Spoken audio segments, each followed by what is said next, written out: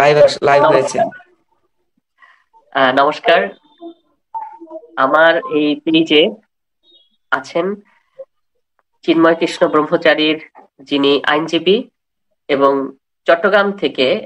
আপনারা জানেন যে চট্টগ্রামে কি প্রতিকূল পরিস্থিতি ছিল, সেই পরিস্থিতি থেকে যিনি চট্টগ্রাম পারে চিন্ময় কৃষ্ণ ব্রহ্মচারীর জন্য তিনি এসেছেন এবং তিনি তার পুরো টিম সহ তিনি তার পক্ষে সওয়াল জবাব করেছেন এবং সেখান থেকে কিন্তু আপনারা জানেন সেই বিষয়টি এখন হাইকোর্টে এসেছে এবং হাইকোর্টেও আজকেও তিনি আহ আজকে শুনানি ছিল। এই শুনানি বিষয়ে আজকে কি হয়েছে পুরো বিষয়গুলো আমি জানার জন্য আমি সমস্ত বিষয়গুলো বলার জন্য অনুরোধ করব এই পুরো কৃষ্ণ ব্রহ্মচারীর আমাদের আইনজীবী অ্যাডভোকেট শ্রী অপূর্ব কুমার ভট্টাচার্য দাদাকে। তো অ্যাডভোকেট শ্রী অপূর্ব কুমার ভট্টাচার্য দাদা, আপনাকে ধন্যবাদ। আপনি যেভাবে লড়াই করছেন সাহসের সাথে, এটা সত্যি সবাই পারে না। এই মানে এত আইনজীবীদের মধ্যে যে আসলে আপনি এসে যেভাবে আপনি আপনার সাহসিকতার পরিচয় দিচ্ছেন, আপনাকে কি বলবো, আপনাকে এই জাতি যুগ যুগান্ত মনে রাখবে। তা আপনি আজকে যে বিষয়টি হয়েছে বা কোর্টে কি কি বিষয় হয়েছে, আপনি যদি পুরো বিষয়টি বলেন তাহলে খুব ভালো হবে, কারণ অনেকেই জানতে চাচ্ছে। নমস্কার দাদা, বলেন। আপনাকে ধন্যবাদ। আপনি এই সবার জন্য সবার জ্ঞাতার্থে যেটা জানতে চাচ্ছি সেটা আমি বলছি। বাংলাদেশ সুপ্রিম কোর্টের হাইকোর্ট, মাননীয় হাইকোর্ট বিভাগে, মহামান্য হাইকোর্ট বিভাগে আজকে আমাদের শুনানি হয়েছে চিন্ময় প্রভুর জামিন শুনানি। জামিন শুনানিতে আমাদের প্রায় শতাধিক আইনজীবী ছিলেন, তার মধ্যে মুসলিম বন্ধুরাও ছিল অনেক। মুসলিম আইনজীবীরা, আমাদের অন্য ধর্মাবলম্বী সনাতনী আইনজীবী ছাড়াও বৌদ্ধ বা এই মুসলিম অনেক আইনজীবী ছিলেন, অনেক প্রায় 10-15 জনের উপরে ওনারা ছিলেন। আর আমাদের প্রায় শতাধিক আইনজীবী, এভাবে কিন্তু একটা স্বতঃস্ফূর্ত শুনানি হয়েছে। আর রাষ্ট্রপক্ষে 3 জন attorney general, deputy attorney general, অতিরিক্ত অ্যাটর্নি জেনারেল ছিলেন। ডেপুটি অ্যাটর্নি জেনারেল ছিলেন অনেকজন, তার মধ্যে অতিরিক্ত অ্যাটর্নি জেনারেল বাংলাদেশে 3 জনেই থাকেন, ওই 3 জনেই উপস্থিত ছিলেন এবং তার মধ্যে 2 জনেই আমাদের সাথে ওনাদের রাষ্ট্রপক্ষে ওনাদের বক্তব্য রেখেছেন, শুনানি করেছেন। এখন আমাদের শুনানি, আমি যে শুনানিটা করেছি, আমাদের শুনানির মূল ইয়েটা হচ্ছিল যে এখানে যে আমরা কোর্টকে, মহামান্য হাইকোর্টকে যেটা বোঝাতে চেয়েছি যে এটা কোনো ওনার ইন্ধনে, যেখানে এজাহারে লেখা আছে ওনার ইন্ধন দেবার জায়গাটা কোথায়? ইন্ধনের কোন জায়গা ওনার ছিল না, কারণ উনি কাকে বলেছেন সেরকম কোন ব্যক্তি আজ পর্যন্ত কিন্তু রাষ্ট্র উপস্থাপন করতে পারেনি। আমাদের বক্তব্যটা ছিল ওনার 1 থেকে 9 যে আসামি, ওনার মধ্যে 1 নম্বর আসামি দিয়েছে চিন্ময় কৃষ্ণ ব্রহ্মচারী মহারাজ প্রভুকে। তো ওনার ইন্ধন যে ছিল, সেই ইন্ধন দাতা যে উনি কাকে বলেছেন, কি বলেছেন, স্পেসিফিক কোনো কিছু নাই। এবং আরেকটা বিষয় আমরা কোর্টের নজরে এনেছি, সেটা হচ্ছে আপনারা সবাই জানেন বাংলাদেশের ক্রিমিনাল প্রসিডিউর কোড 196 যেটা আছে যে এখানে no court shall take cognizance without any government order, অর্থাৎ গভর্নমেন্টের কোনো অর্ডার ছাড়া কোনো কগনিজেন্স নিতে পারবে না। এই সেডিশনের মামলায়, রাষ্ট্রদ্রোহ মামলায়, যে মামলাটা হয়েছে রাষ্ট্রদ্রোহ, এই রাষ্ট্রদ্রোহ মামলায় কোনো নিতে পারবে না। কিন্তু কোর্টকে আমরা এটা বলেছি, কোর্টও এটা সরকার পক্ষকে জিজ্ঞাসা করেছেন যে রাষ্ট্রের অতিরিক্ত অ্যাটর্নি জেনারেল ওনাদেরকে জিজ্ঞাসা করেন, হ্যাঁ আপনারা কিভাবে করলেন এটা? তো ওনারা পরবর্তীতে দেখাচ্ছেন না, রাষ্ট্রের একটা অর্ডার ওনারা এনেছেন, এটা আজকে উপস্থাপন করেছে কোর্টকে। তো কোর্ট বললো ওই সময় আগে তো এটা দিতে পারেননি। আমি তখন বললাম এটা যখন আমি ওখানে চট্টগ্রামে 3 জানুয়ারির 2 তারিখে তো আমাদের ইয়ে হলো, ওখানে 2 তারিখ যেটা হলো, 2 তারিখে তো আমাদের ইয়ে হলো, এই 2 তারিখ জানুয়ারি 2 তারিখ ওনারা কিন্তু এটা উপস্থাপন করতে পারেন নাই। ওখানকার প্রসিকিউশন পক্ষ যখন এটা জবাব দিচ্ছেন, আমরা যখন 40 মিনিট থেকে সওয়াল জবাব করলাম, আর্গুমেন্ট করলাম ওনার পক্ষে জামিনের জন্য। ওই সময় কিন্তু সরকার পক্ষ এই ধরনের কোনো আদেশ দেখাতে পারেন নাই। তাহলে আজকে ওনার একটা আদেশ নিয়ে আসলেন যে না, ওনার রাষ্ট্রদ্রোহের জন্য ওনারা যে আদেশের কথা বলছেন সেই আদেশ আমাদের কাছে আছে। তো এটাও কোর্ট বলছে যে এখন আনলে হবে। কোর্টও কিন্তু এই বিষয়টা নিয়ে বলেছেন যে এই অবস্থায় আপনারা তো এটা বোঝাই যাচ্ছে এখানে যে আপনারা একটা রং ইয়েতে আছেন, ওইটা আছেন। তো এখন এই বিষয়গুলো আসলো এবং আমি আরো বললাম যে যেহেতু এখনো প্রাইভেসি কেসটা এস্টাবলিশ করতে পারে নাই, এখনো কোনো মামলাটা কিভাবে কি অবস্থায় হবে, আজও হবে কিনা, এই যে ধারাগুলো দিয়েছে ওনার 120B, 124A, 153A, 109 এবং 34 যে ধারাগুলো দিয়েছে, এই ধারার মধ্যে 124A এবং 153A এই দুটো ধারাই হলো রাষ্ট্রদ্রোহ। এই রাষ্ট্রদ্রোহের ওনার স্পেসিফিক কোনো এলিগেশন নাই। একটা পতাকা আইনে বলছে একটা পতাকা ইয়ে করেছেন ওখানে নিউ মার্কেট মোড়ে, ঘটনাস্থল পতাকাটা চারদিকে দাদা চাঁদ তারা খচিত, ওটা তো বাংলাদেশের পতাকাই না। সেটা সেটা সেটা আমরা যখন বলতে চেয়েছি কোর্ট বললেন এটা হলো একটা ট্রায়াল স্টেজ। এখন আপনাদের জামিনের সময়ে এই বিষয়গুলো আপনাকে প্রমাণ করার বিষয়। এখন আমাদের জামিনের সময় হচ্ছে আমরা এজাহারে যা আছে, আইনে যা আছে, ফরওয়ার্ডিং এ যা আছে, আর এই বিষয়ের উপর আমাদেরকে উপস্থাপন করতে হবে। কোর্ট সেটাই বললো। আমরা সেটা এই আর্গুমেন্ট আমরা ওই নিম্ন আদালতে করেছিলাম, ট্রায়াল কোর্টে, ওই যে জামিন শুনানির সময় সেশন কোর্টে আমরা মেট্রো সেশনে সেদিন এটা আর্গুমেন্টটা করেছিলাম। তো কোর্টের ওখানেও কথা ছিল যে এটা ট্রায়াল স্টেজে পতাকাটা কি ছিল, কিরকম পতাকা রেখেছিল। আমরা বলেছি, আজকেও বলেছি যে পতাকাগুলো চিজ হয়নি, কোনো জব্দ হয়নি এই পতাকাগুলো। এই যে বললো যে ইসকনের পতাকা লাগিয়েছে গেরুয়া, আমরা বললাম না, এই গেরুয়া পতাকা বলেন আর জাতীয় পতাকা বলেন, এই বিষয়গুলো জব্দ হয়নি টিল টুডে, কোনো জব্দ তালিকা নেই। তারপর এটা তো ইসকনের পতাকা না, গেরুয়া পতাকা সনাতন ধর্মের পতাকা, সনাতন ধর্মের প্রতীক। এটা তো আর ইসকনের পতাকা না, কপিধ্বজ পতাকা, এটাকে আবার কপিধ্বজ পতাকা বলে। কপিধ্বজে ছিল ভগবান শ্রীকৃষ্ণের রথের উপরে ছিল কপিধ্বজ। হ্যাঁ হ্যাঁ হ্যাঁ হ্যাঁ হ্যাঁ, সেটাই। এটা মহাভারতের আমরা ওখানে পাই যে কপিধ্বজ পতাকা, এটাই হলো গেরুয়া পতাকা।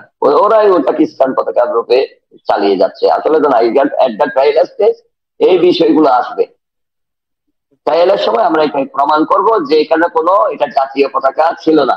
আমাদের কাছে সেরকম এভিডেন্স আছে, কোর্টকে বলেছি, কিন্তু এটা ট্রায়াল স্টেজে বলার স্টেজ। তো এটা যেহেতু তারা অনেক চারটা এখানে স্টার ছিল এবং চাঁদ ছিল, অতএব এটা বাংলাদেশের পতাকা ছিল না। আর তাছাড়া আরো একটা বিষয় আছে যে বাংলাদেশের পতাকা আইনে এখানে কোনো মামলা হয়নি,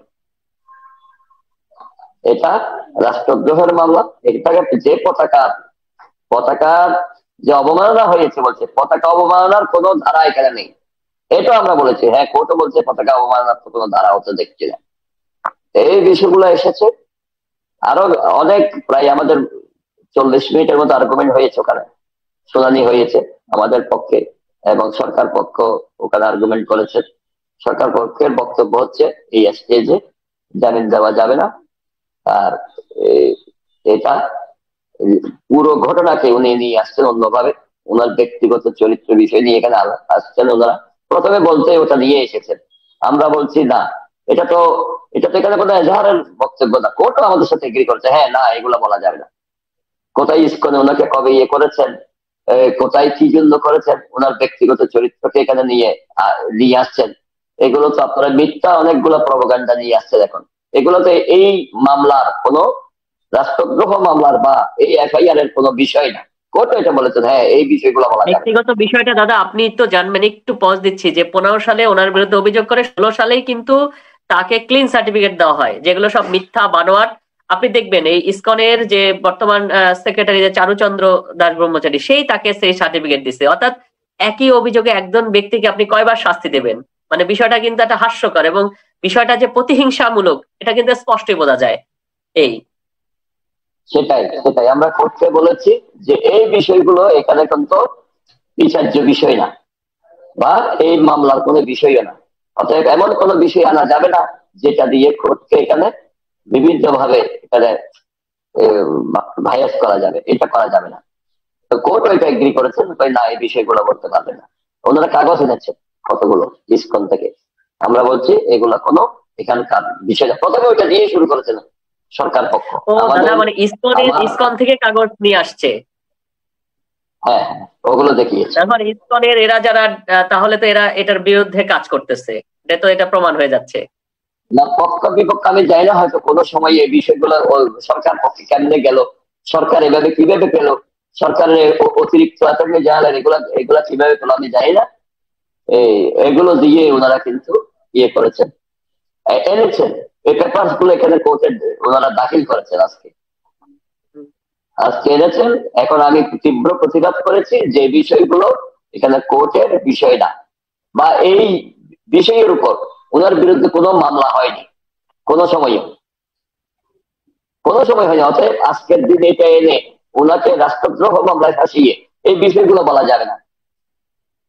তো কোর্ট হ্যাঁ আমার সাথে এগ্রি করেছেন, কেউ এগ্রি করেছেন যে হ্যাঁ এই বিষয়টা আনা যাবে না, আপনারা জানছেন তারা কেন এই মামলার বিষয় না। তারপরে যেটা ওনারা এটা দিয়ে শুরু করেছেন, তারপর বলছে যে পতাকা আইনের বিষয় থেকে শুরু করে, পতাকা থেকে ওই সময় থেকে শুরু করে পূর্ণাঙ্গ বিষয়টাকে আপনাকে ভাবতে হবে। পূর্ণাঙ্গ বিষয় কি? এই যে আলিফ হত্যা হলো, হলো, আমরা বললাম আলিফ হত্যা হলো, ঘটনাটা তো এটা এই ঘটনাটা হয়েছে ওনাকে অ্যারেস্ট হওয়ার পরে, এই ঘটনাটা হয়েছে। এখানে শুধু ওনার সম্পৃক্ততা নাই, আর উনি তো এখানে কোনো কমান্ড দিতে পারে নাই কাউকে, বরং উনি বলেছে সবাইকে শান্ত থাকার জন্য। উনি কারাগারের প্রকোষ্ঠ থেকে, পুলিশ ভ্যানের মধ্যে প্রকোষ্ঠ থেকে উনি বলছে সবাইকে শান্ত থাকার জন্য, আগে থেকে বলেছেন এটা। তো উনি যেখানে বলছেন এখানে নিয়মতান্ত্রিক আন্দোলন হবে, নিয়মতান্ত্রিক আমাদের সব বিষয়, এবং এখানে অনিয়মের কোনো বালাই ছিল না, কোনো উস্কানি ছিল না, কোন রকমের ইন্ধন ছিল না। তো সে জায়গায় আপনারা এগুলো পেলেন কোথায়? অতএব আমাদের কথা হলো ওনার কোনো ইন্ধন ছিল না। আর সে সময়ে সেই দিন 25/10 যে ঘটনার তারিখ দেখাচ্ছে 25/10/2024, ওই দিন উনি কোনো সাংগঠনিক দায়িত্ব ছিলেন না সনাতন জাগরণ মঞ্চের। উনি ছিলেন একজন বক্তা, উনি একজন অতিথি বক্তা, উনি একজন বক্তা, উনি এখানে সাংগঠনিক কোনো দায়িত্বে ছিলেন না। তখন এরা ইসকনের এগুলো এনে দিল। যে ইসকনের তো আর এটা এক জিনিস না। সনাতন সেদিন যে সনাতনের যে সমাবেশটা হচ্ছে লালদিঘিতে, এটাতে উনি এটার কোনো মূলত সাংগঠনিক কোনো পদ পদবি ওনার ছিল না ওখানে। ঠিক আছে, তো আমার তো এটাই ছিল। ওই প্রোগ্রাম থেকে ওনাকে মুখপাত্র ঘোষণা করেন সিনিয়র সন্ন্যাসীরা, ওই প্রোগ্রাম থেকে, মানে প্রোগ্রামের সেটা তো শেষে, হ্যাঁ, যেটা ওই সময়টা কত দেখাচ্ছে 4টা 10 মিনিট, ঘটনার সময় দেখাচ্ছে 4টা 10 মিনিট। আর ওনাকে যখন ঘোষণা করা হয় সেটা তো প্রায় 5:30টার দিকে। হ্যাঁ, ওই সময়ে তো না, বা সেই সময়ে ওনার কোনো ভূমিকা ছিল না এই বিষয়ের উপর। আর পতাকা টানানো, এই যে 3 কিলোমিটার দূরে ওনার কোনো পতাকা কে টানবে, কে কি করবে, কে কোনটা দেবে, এগুলোর ওনার কোনো বিষয় ছিল না, বা ওনার কোনো নির্দেশে ছিল না। বরং ওনারা অনুষ্ঠান শুরুর আগে যেখানে যত অনুষ্ঠানে করেছেন, যত সমাবেশে করেছেন, সেটাই আমরা বলছি যে জাতীয় পতাকাকে সম্মান প্রদর্শন করে এবং সবাই জাতীয় সঙ্গীত গেয়ে বাংলাদেশের সর্বোচ্চ আনুগত্য, বাংলাদেশটাকে দেশমাতৃকাকে সর্বোচ্চ আনুগত্য দেখিয়ে ওনারা অনুষ্ঠানগুলো শুরু করেছেন। তথায় রাষ্ট্রদ্রোহিতার এখানে কোনো বৈশিষ্ট্য কোথাও খুঁজে পায় না ওনার চলনে বলনে। এখানে রাষ্ট্রদ্রোহের কথা আছে 124-এ, যে এতে যেটা আছে যে আকারে, ইঙ্গিতে, কথায়, সাইনে, কোন প্রকার অঙ্গভঙ্গিতে কোনটাও এই রাষ্ট্রের বিরুদ্ধে ওনার কোনো একটা শব্দ ছিল না কোথাও, কোনো কালেও, বরং ওনার বক্তব্যে ছিল জননী জন্মভূমিশ্চ স্বর্গাদপি গরীয়সী, জননী এবং জন্মভূমি স্বর্গের চাইতে এই কথাটাই বলতেন যে জননী উনি, আর আমরা কি যেখানে চাইছি, ওনার আমরা এই চাইছি বক্তব্য অধিকার, ছিল, যে আমাদের যে হ্যাঁ বৈষম্য, আমাদের সাথে যে ন্যায্যতা হচ্ছে না, সাম্যতা হচ্ছে না, সম মর্যাদা পাচ্ছি না, সেইগুলো আমরা চাইছি। সাম্যতা চাইছি, ন্যায্যতা চাইছি, সম মর্যাদা চাইছি, এটাই। সেটাই সেটাই। আর এই 8টা দফার প্রতি যে সনাতনীরা যে 8 দফা দিয়েছেন, এখানে এই সুরক্ষা আইন চাচ্ছে, এখানে দেবত্ব সম্পত্তিকে যাতে দেবত্বর ভোট হয় সেটা চাচ্ছে, হিন্দু কল্যাণ ট্রাস্ট থেকে হিন্দু ফাউন্ডেশন চাচ্ছে। এই যে এরকম 8টা দাবি, এটা কিন্তু সরকারও একমত। সরকারের বিভিন্ন মন্ত্রণালয়, বিভিন্ন প্রধান উপদেষ্টা কিন্তু বলছে যে এটাতে আমরাও একমত। তো যেখানে মত সেখানে যদি দ্বিমতের কোনো কথা বলেন নাই কোথাও। আপনি দেখেন এই যে সংস্কৃত পালি আধুনিকায়নের কথা বলা হচ্ছে, আপনি দেখেন, আপনি একজন সংস্কৃত, প্রথমত বাংলাদেশে যে সংস্কৃত কলেজগুলো ছিল সেগুলো তো একেবারে সবগুলোকে নাই করে দেওয়া হয়েছে, তারপরে হাতে গোনা যে কটা আছে এর একজন শিক্ষক, মানে আমি আমি যতদূর জানি 179 টাকা সে বেতন পায়। একটা মানুষ বাংলাদেশে কোনো চাকরিতে 179 টাকা মাসে বেতন আছে?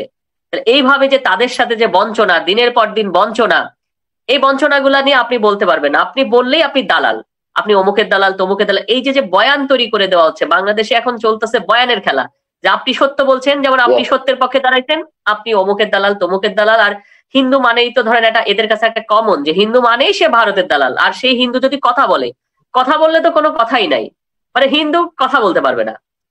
তারা যে বয়ান সেট করে দিবে, যে ন্যারেটিভ সেট করে দিবে, সেই ন্যারেটিভে আপনার আপনার কথা বলতে হবে, এর বাইরে আপনি কথা বলতে পারবেন না। যে এই যে পুরো বিষয়গুলো, আমি মনে করি যে সে আজকে এই যে বাংলাদেশে প্রায় 3 কোটি সংখ্যালঘু আছে, এই সংখ্যালঘুদের মানবিক ভাবে দেখা উচিত, এবং দেশের প্রশাসন রাষ্ট্রযন্ত্রে উচিত আমাদের দৃষ্টিতে, সংখ্যালঘুর দৃষ্টিতে সংখ্যালঘুকে দেখা, সেটা সংখ্যাগরিষ্ঠের দৃষ্টিকোণ থেকে না। আপনি যখন সংখ্যাগরিষ্ঠের দৃষ্টিকোণ থেকে দেখবেন তখন আপনি বুঝতে পারবেন না। হ্যাঁ, যখন আপনি এটা সংখ্যালঘু একজন নিজে, আমি বলবো যে ভাই আপনারা অন্তত 1 সপ্তাহের জন্য আসেন, সংখ্যালঘু হন, আমাদের মতন করে আমাদের পরিমণ্ডলে আমাদের সাথে 1 সপ্তাহ চলেন ফেরেন তো, দেখেন তো যে আমরা কি পরিমাণে প্রতিনিয়ত আমরা ঘর থেকে বাইরে সাইবার বুলিং বা বিভিন্ন বুলিং, বিভিন্ন কিছুর ঝই ঝামেলা বা বিভিন্ন বৈষম্য, অসাম্য, মর্যাদাহীনতার সম্মুখীন হইতেছি প্রতিনিয়ত। আপনি তো আপনার আপনার জায়গা থেকে আপনি তো রাজ সিংহাসনে বসে আছেন, আমরা তো রাজ সিংহাসন চাচ্ছি না। আমরা তা আপনার পাশে, মানে ছালায়, পাশের যে নিচের ফ্লোরে ছালায় বসতে চাই, আপনি ছালায়ও বসতে দিতে চান না। মুখে শুধু বলেন যে আমরা সবাই আমরা সমান, আমরা সবাই, কেউ সংখ্যালঘু বলবেন না, বুঝছেন তো দাদা। আমরা আসলে অনেক কথা বলা যায়। আজকে কি হয়েছে, আজকে যে মানে হাইকোর্ট যে রুল দিয়েছেন, এটা নিয়ে আপনি কি মনে করেন যে হ্যাঁ,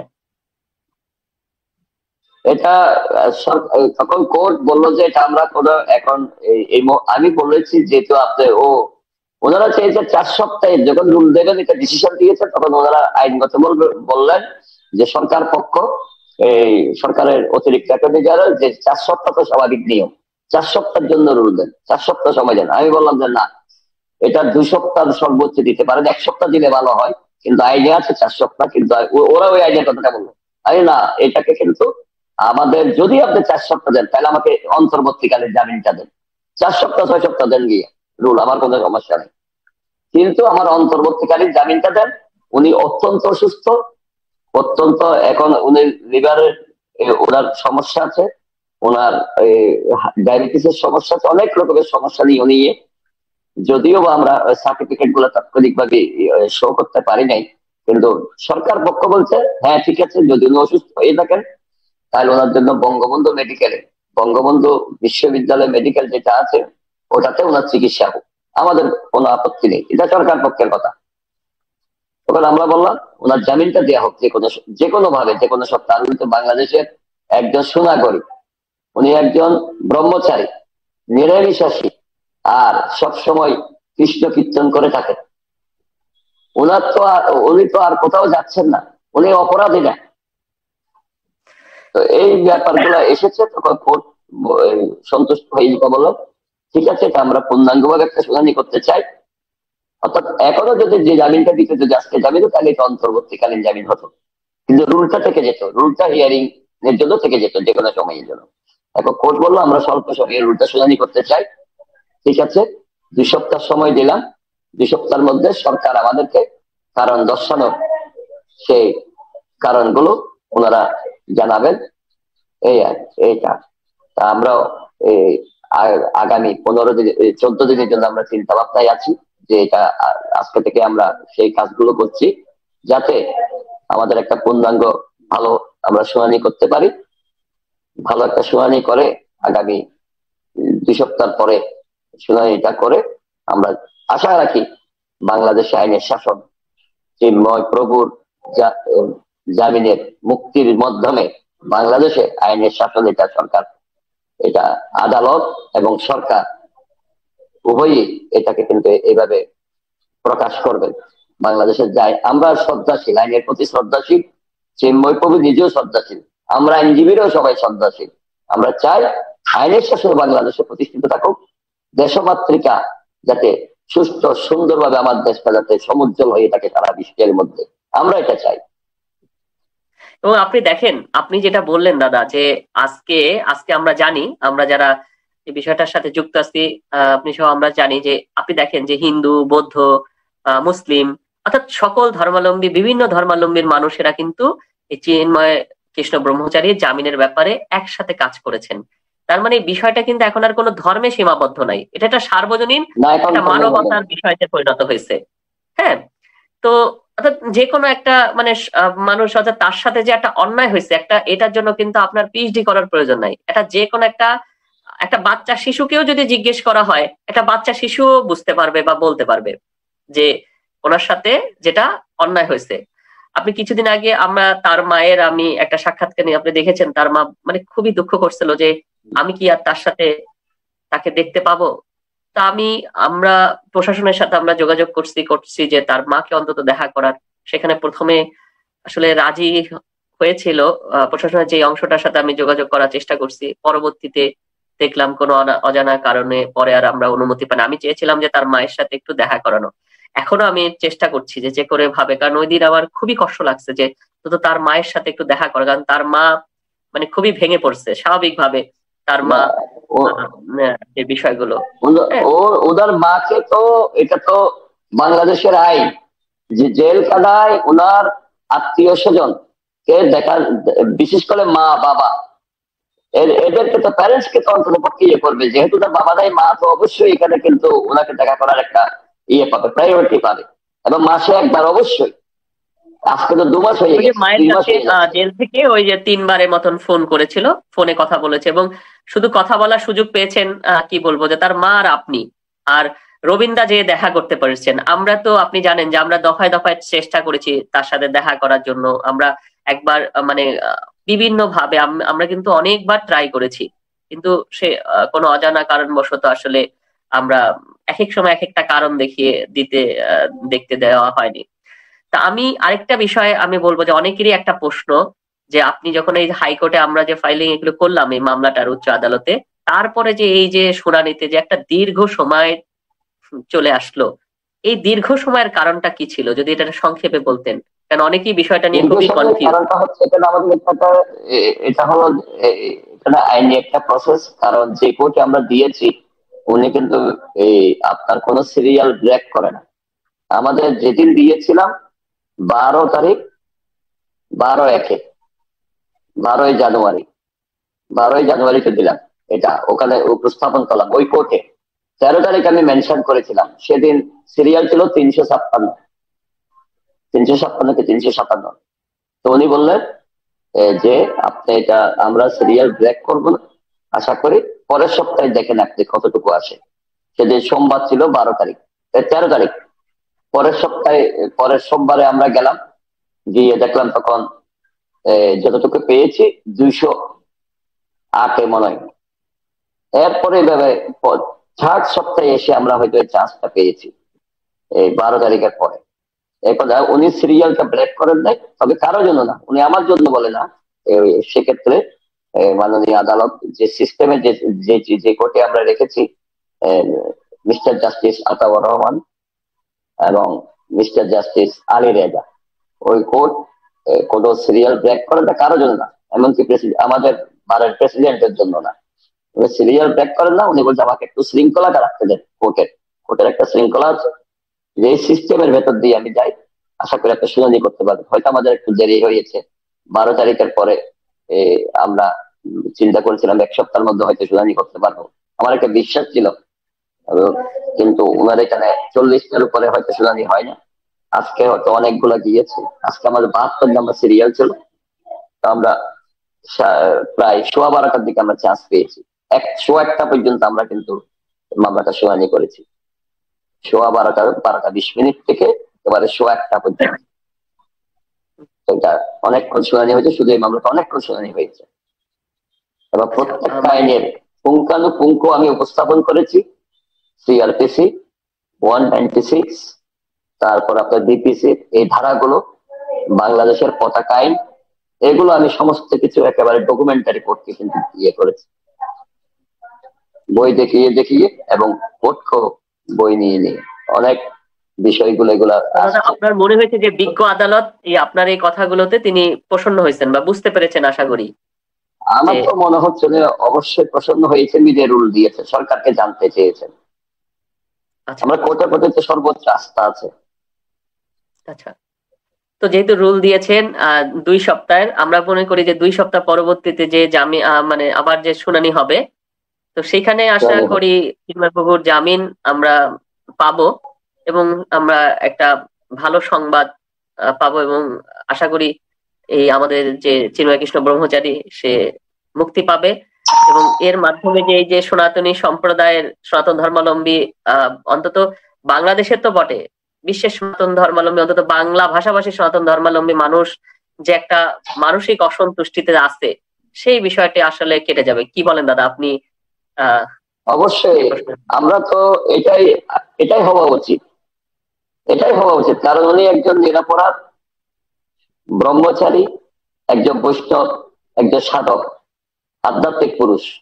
উনি তো কোনো অপরাধ করতে পারেন নাই, জানো তো। আর ওনার অন্যান্য হাজার হাজার সাধুদের মধ্যে, সন্ন্যাসীদের মধ্যে ওনার বাচন ভঙ্গি, ওনার মিষ্টতা, ওনার মানুষের প্রতি নম্রতা, ভদ্রতা, এটা অন্য মার্গের থেকে শিক্ষণীয়। চিন্ময় কৃষ্ণ প্রভু থেকে অশিক্ষণীয় প্রত্যেকটা বিষয়। তো এরকম মানুষ যদি বাংলাদেশের জেলে থাকে, কারাগারে থাকে, তাহলে তো অবশ্যই আমি আশা করব যে মাননীয় আদালত, বাংলাদেশের সর্বোচ্চ আদালত, আমরা আসছি হাইকোর্টে ওনার এই বিষয়গুলো পুঙ্খানুপুঙ্খভাবে বিচার করে ওনাকে জামিনে মুক্তি দেবেন। আমি আশা রাখি এটা অবশ্যই উনি জামিন প্রাপ্ত হবেন। আর একটা কথা বলে রাখি, চিন্ময় প্রভুর সাথে যখন আমার টেলিফোনে আলাপ হয়, কয়েকবার আলাপ হয়েছে, 3বারের মতো, উনি আমাকে হতাশা হয়ে বলছে, বাবা আমি বেরোতে পারবো তো? আমি অবশ্যই বেরোতে পারবো, সাহস আছে, সবই আছে। আলাপ আলোচনায় দাদা কি কি বিষয়, মানে যে বিষয়গুলো বলা সম্ভব, আপনি যে বিষয়গুলো, যে কি বিষয়ে কথা হয়েছিলেন যদি বলতেন। উনি বলেছেন আপনারা বাংলাদেশের যারা সনাতনী সমাজ আছে, যারা সমস্ত মানুষকে উনি সবার কাছে কৃতজ্ঞতা প্রকাশ করেছেন, যারা ওনার জন্য প্রার্থনা করছেন, যেগুলো উনি বলছেন সবাই প্রার্থনা করেন। উনি বলছেন কেউ যাতে ধৈর্য হারা না হয়, সবাই যে আইনের শাসনকে মেনে নিই, আমরা যাতে অবশ্যই আইনের পথে চলি এবং কেউ যাতে আইন শৃঙ্খলা নিজের হাতে কেউ না নেই। আইনের মধ্যে দিয়ে ওনার বিশ্বাস আছে, আইনের মধ্যে দিয়ে উনি বেরোতে পারবে। উনি হয়তো হতাশ হয়ে বলছেন যে বাবা আমি কি বেরোতে পারবো, হয়তো ওনাকে ভয় লাগাচ্ছে কেউ না কেউ। না, অবশ্যই বেরোতে পারবে না। আপনি বেরোতে পারবেন না কেন? আপনি কি করেছেন বাংলাদেশে, আপনি যে বেরোতে পারবেন না? কারণ হচ্ছে সাধক মানুষ, কারণ হয়তো ওনার কষ্ট হচ্ছে, উনি দিন দিন অসুস্থ হয়ে যাচ্ছেন। উনি বলছেন বাবা আমি তো দিন দিন অসুস্থ হয়ে যাচ্ছি। সেটা আপনাকে হয়তো সে সুস্থতার জন্য যা যা প্রয়োজন আমরা চেষ্টা করব। আর ওনার এই বিষয়গুলো আমি কোর্টকে উপস্থাপন করব, যে ওনার মা যাতে ওনার সাথে দেখা করতে পারেন। আমি এখন জানলাম যে ওনার মা দেখা করতে পারে, যেটা আমি জানতাম না, কিন্তু আমি এখন জেনেছি। আশা করি ওনার মা দেখার জন্য যা যা ব্যবস্থা সেটা করা হবে। অলরেডি পোস্টের বিভিন্ন জায়গায় কথা হয়েছে দাদা, আশা করি। আমি মনে করেছিলাম হয়তো আমি কথা বলছি বা উনি ওনার মার সাথে কথা হয়নি, সেটা আমি জানি না। যে মায়ের দেখা সাথে হয় মোবাইলে কথা হয়েছে, দেখা হয়নি। মোবাইলে কথা হলে ভালো, দেখা করতে হবে। ওনার ওনার তো আপনজন বলতে এই মুহূর্তে মা, মা কেন দেখা করতে পারবে? সন্ন্যাসী মানুষের যদিও বা কেউ থাকে না, কিন্তু সবাই আমরা। কিন্তু ওনার মা যেহেতু জীবিত আছেন, মা যেহেতু তো বর্তমান চিন্ময় প্রভু আছেন, ওনার গর্ভধারিণী মা, দাদা, গর্ভধারিণী চিন্ময় মা প্রভু যে, দেখতে যাচ্ছেন। হ্যাঁ, তো ওনার তো তো ওনার তো মায়ের সাথে কথা হয়েছে। আর এই যে এই পুরো বিষয়গুলো যে সবাইকে চাইছে যে সম্প্রীতির কথা, ঐক্যবদ্ধভাবে থাকতে, সবাই মিলেমিশে থাকতে, এই এই সব বিষয়গুলো, এই যে যে অসাধারণ একটা বার্তা আপনার কাছেও দিয়েছে জেল থেকে।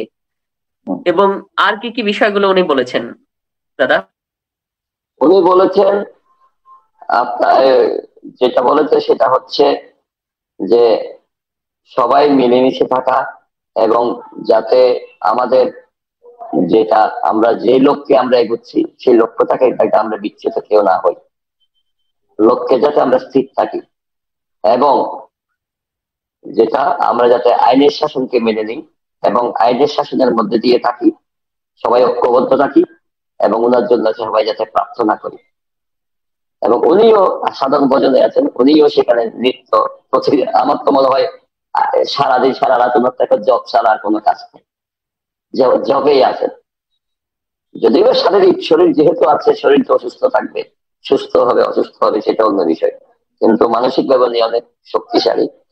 এবং আপনাদেরকে যেটা বলেছেন, আপনাদের কাছে ওনার কৃতজ্ঞতা জানিয়েছেন, যারা ওনার আন্দোলন সংগ্রামে ছিলেন, যারা ওনার জন্য আইনে লড়াই করছেন, যারা বিভিন্ন ভাবে কাজ করছেন ওনার জন্য, ওনার মুক্তির জন্য, সবার প্রতি উনি অত্যন্ত কৃতজ্ঞতা জানিয়েছেন। প্রথম কথাটাই উনি কৃতজ্ঞতা, বাহ, উনি কিন্তু অত্যন্ত কৃতজ্ঞ চিত্তে সবাইকে স্মরণ করেছেন।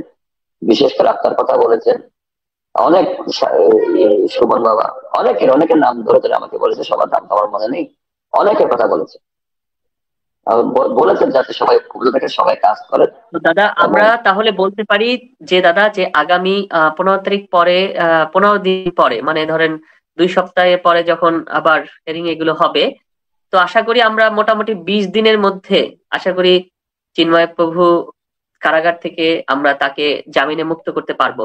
কি বলেন? আপনার আপনার কি ধারণা? সেটা আইনি কিছু প্রসেস আছে, আইনি কিছু প্রসেস আছে, অবশ্যই আমাদের তো প্রসেস মনে গুলো হয় যদি যে, আমরা হ্যাঁ, সম্পন্ন করতে পারি, সরকারও আইনের কিছু বিষয়টাকে প্রসেস আছে। মানবিক ভাবে দেখবে, এই অন্তত আমাদের অনুরোধ থাকবে দেশের প্রশাসনের প্রতি, রাষ্ট্রযন্ত্রের অবশ্যই, প্রতি। সেটাই সেটাই কারণ সেটাই। না হলে এই সংখ্যালঘুদের মনে কিন্তু প্রচুর আঘাত লাগতেছে। আপনি যারা না বুঝে, অনেক মানুষ কিন্তু বিভিন্ন কথা উল্টাপাল্টা লিখতে, কিন্তু আপনারা যারা, আমি বলবো যারা মিডিয়ার সাথে যুক্ত আছেন বা সংখ্যাগরিষ্ঠ জনগোষ্ঠীর, তারা আপনারা দেখুন যে এই চিন্ময়কৃষ্ণ ব্রহ্মচারী কি পরিমাণে এই শুধু হিন্দু না, সনাতন ধর্মাবলম্বী না, সংখ্যালঘু সম্প্রদায়ের মধ্যে কি পরিমাণে সে জনপ্রিয়। তো আপনি তাকে যখন আপনি দিনের পর দিন কারাগারে রাখবেন, এই মানুষগুলোর মনে কিন্তু দুঃখ ব্যথা থাকবেই। এবং এই মানুষগুলো কিন্তু সেই জায়গা থেকে আমি মনে করি এই মানুষগুলোকে আশ্বস্ত করা কিন্তু প্রয়োজন। এই যে বৃহত্তর যে সংখ্যালঘু অংশ দেশের, কিন্তু এই সংখ্যালঘুরা, আমরা আজকে প্রায় ধরেন 3 কোটির কাছাকাছি সংখ্যালঘু আছি। ইউরোপের বহু দেশ আছে যেখানে অন্তত 2-3টা দেশ মিলে 3 কোটি মানুষ হয়। তা সেই জায়গায় এই বৃহত্তর একটা বিশাল একটা জনগোষ্ঠীর মানুষের মনে আমি মনে করি যে অন্তত এভাবে ব্যথা দেওয়াটা ঠিক হবে না। তো রাষ্ট্রযন্ত্রকে অনেকটা আরো মানবিক ভাবে দেখার জন্য আমি অনুরোধ করছি। আর আমি বলবো যে আমাদের প্রধান উপদেষ্টা ডক্টর মোহাম্মদ ইউনূস, তিনিও হাটহাজারীর, চিন্ময় প্রভু পুণ্ডরিক ধামের অধ্যক্ষ, তিনিও হাটহাজারীর। তিনি আহ বিষয়টাকে মানবিক ভাবে বিষয়টাকে দেখবেন। তো ধন্যবাদ দাদা, ধন্যবাদ আপনাকে, আপনি এতক্ষণ যে সময় দিলেন এবং বললেন, আপনার মাধ্যমে অনেক কিছু জানতে পারলাম। আর আপনি যেভাবে আহ কাজ করেছেন, আপনার অনেক অনেক কৃতজ্ঞতা আপনার জন্য। আপনি এই পুরো বিষয়গুলোতে, এবং আশা করি আপনার মাধ্যমে আগামীতে হয়তো আমরা সেই চিন্ময় বাবুকে খুব দ্রুত আমরা জামিনে মুক্ত করতে পারবো। তো ধন্যবাদ দাদা, ধন্যবাদ আপনাকে। আপনাকেও ধন্যবাদ, আপনাকেও ধন্যবাদ।